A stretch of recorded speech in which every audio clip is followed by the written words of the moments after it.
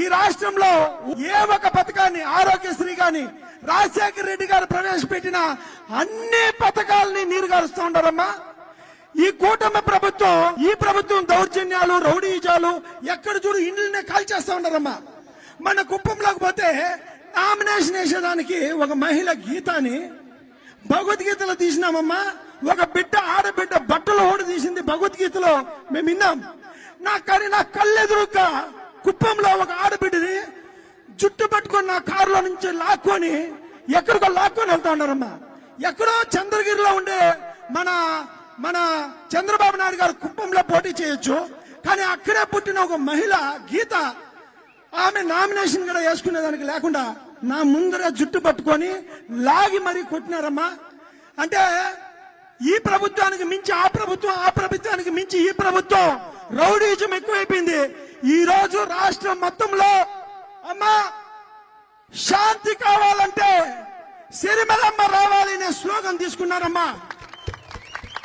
అభివృద్ధి సంగతి దేవుడెరుగు, శాంతి రావాలంటే, శాంతి కావాలంటే సిరిమలమ్మ రావాలి. ఈ రోజు రాష్ట్రం రౌడీజం మయమైపోయింది. వాళ్ళకి మించి వీళ్ళు, వీళ్ళకి మించి వాళ్ళు. తప్పకుండా ఉపాధి హామీనే కాదు, అన్ని పథకాలని నిర్విరామంగా మొత్తం ముంచేస్తున్నారమ్మా. దోపిడీ ఈ ప్రభుత్వం ముందు ప్రభుత్వానికంటే మించిపోయిందమ్మా. రౌడీజంలో మించిపోయింది, దోపిడీలో మించిపోయింది, మద్యంలో మించిపోయింది. ఈ ఉపాధి హామీ పథకమే కాదు, అన్ని పథకాలని నిర్వీర్యం చేస్తా ఉంది.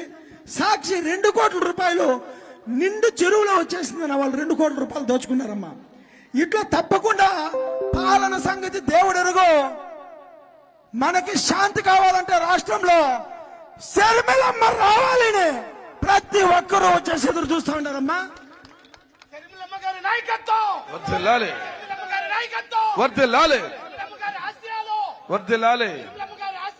నెరవేరాలి.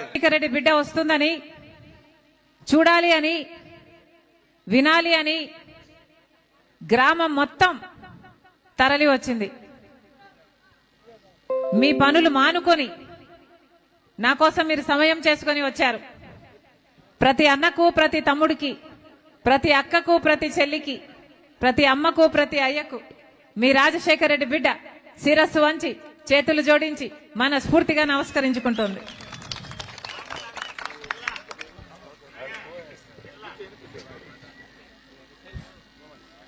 రాజశేఖర రెడ్డి గారు 5 సంవత్సరాలు ముఖ్యమంత్రిగా ఉంటే ఎన్నో అద్భుతమైన పథకాలను అద్భుతంగా అమలు చేసి చూపారు రాజశేఖర రెడ్డి గారు. ఉచిత విద్యుత్తో మొదలు పెట్టాడు రాజశేఖర రెడ్డి గారు. ఆ తర్వాత రుణమాఫీ అయితేనేమి, ఆరోగ్యశ్రీ అయితేనేమి, ఫీజు రీయింబర్స్మెంట్ అయితేనేమి, లక్షల మంది పేదలకు ఇందిరమ్మ ఇల్లు ఇవ్వటం అయితేనేమి, అసైన్డ్ భూములు ఎంతో మందికి పేదలకు ఇవ్వడం అయితేనేమి, 108 అయితేనేమి, ఇలాంటి 1 కాదు 2 కాదు ఎన్నో అద్భుతమైన పథకాలను బ్రహ్మాండంగా అమలు చేసి చూపాడు రాజశేఖర రెడ్డి గారు. పావలా వడ్డీ రుణాలు, ఇంతమంది మహిళలు ఉన్నారు ఇక్కడ, ఇంకా గుర్తే ఉండుంటుంది మీకు. పావలా వడ్డీ రుణాలు ఇస్తే ఎంతో మంది మహిళలు అది తీసుకొని ఆ రోజుల్లో ఏదో చిన్న పని చేసుకొని వాళ్ళ కుటుంబాలకి ఆసరాగా నిలబడ్డారు ఎంతో మంది మహిళలు. ఎంతో గర్వకారణం రాజశేఖర రెడ్డి గారికి. మహిళలు వాళ్ళ కాళ్ళ మీద నిలబడుతున్నారు అంటే చాలా సంతోషించేవాడు. అలాంటి ఒక పథకమే కరువు పని ఉపాధి హామీ పథకం. మహాత్మా గాంధీ జాతీయ గ్రామీణ ఉపాధి హామీ పథకం, చాలా చోట్ల కరువు పని అంటారు. ఆ పథకం కూడా ఎంతో మంది ఆడవాళ్లకు సైతం భరోసాను కలిగించిన పథకం. కష్టార్జితం, కష్టం చేసుకుంటే, పనికి వెళ్తే ఆ పనికి జీతం వస్తే, వేతనం వస్తే దాంతో వాళ్ళ కుటుంబాలు, వాళ్ళ బిడ్డలు బ్రతికించుకున్న రోజులు. ఈ రోజు వరకు కూడా కరువు పని జరుగుతూనే ఉంది. కానీ ఆ రోజు జరిగిన కరువు పనికి ఈ రోజు జరుగుతున్న కరువు పనికి చాలా తేడా ఉంది. ఇందాక ఆ మహిళలు చెప్పినట్టుగా కరువు పనికి పేమెంట్లు సరిగ్గా ఇవ్వటం లేదు. ఇందాక తను చెప్పినట్టుగా కావాల్సినంత పని ఇవ్వటం లేదు. 100 రోజులు ఇవ్వాల్సి ఉంటే 100 రోజులు ఇవ్వటం లేదు. ఇంతకుముందు చెప్పినట్టుగా లంచాలు తీసుకుంటున్నారు. ఇంకొక రహీంబాయ్ చెప్పినట్టుగా పెద్ద పెద్ద స్కాములే చేస్తున్నారు జేసీబీలు పెట్టి. ఉపాధి హామీ అని చెప్పి ఆ డబ్బులతో దొంగతనం చేయటానికి ఇలా ఎన్నో అవకతవకలు జరుగుతున్నాయి. కానీ రాజశేఖర రెడ్డి గారు ముఖ్యమంత్రిగా ఉండంగా కాంగ్రెస్ పార్టీ ప్రవేశపెట్టిన ఈ గొప్ప పథకం కాంగ్రెస్ పార్టీ అధికారంలో ఉన్నన్ని రోజులు బ్రహ్మాండంగా జరిగింది. ఆ రోజుల్లో అసలు ఆటో ఛార్జీలు కూడా మజ్జిగ, మంచినీళ్లు, ఒక టెంట్ వేసి చిన్న బిడ్డలను చూసుకోవడానికి ఇవన్నీ కూడా ఏర్పాటు చేసేవాళ్ళు. మరి ఈ రోజు అవేవైనా ఉన్నాయా అంటే ఎక్కడ అడిగినా కూడా, ఏ ఊర్లో ఏ జిల్లాలో ఎక్కడ అడిగినా కూడా అవేవీ లేవమ్మా. మాకు పనికి జీతం ఇవ్వడమే, మా పనికి వేతనం ఇవ్వడమే కష్టమైపోయింది, అది కూడా 2 నెలలకో 3 నెలలకో పడుతుంది అని చెప్తున్నారు. ఇంత నిర్వీర్యం చేస్తున్నారే ఉపాధి హామీ పథకం. ఎందుకో తెలుసా? కారణం ఒకటే, కేంద్ర ప్రభుత్వాన్ని డబ్బులు ఇస్తుంది ఉపాధి హామీకి. కేంద్ర ప్రభుత్వానికి సంవత్సరానికి 86,000 కోట్ల రూపాయలు ఖర్చు అవుతుంది ఉపాధి హామీకి. ఎంతో కోట్ల మంది ప్రజలకు దేశంలో మొత్తము ఉపాధి హామీ డబ్బులు ఇవ్వడానికి. కానీ ఉపాధి హామీకి డబ్బులు ఇస్తే అది నేరుగా పేదవాళ్ళకు పోతుంది తప్పితే బీజేపీ నాయకులకి, బీజేపీ బినామీలకి, బీజేపీ కార్పొరేట్ కంపెనీలకు ఏది మిగలటం లేదు. ఆ డబ్బులు మిగిల్చుకోవడానికే ఇప్పుడు ఈ ఉపాధి హామీ పథకాన్ని మొత్తానికే నీరు గార్చాలి, వీలైతే ఎత్తేసేయాలి అని చూస్తోంది బీజేపీ ప్రభుత్వం.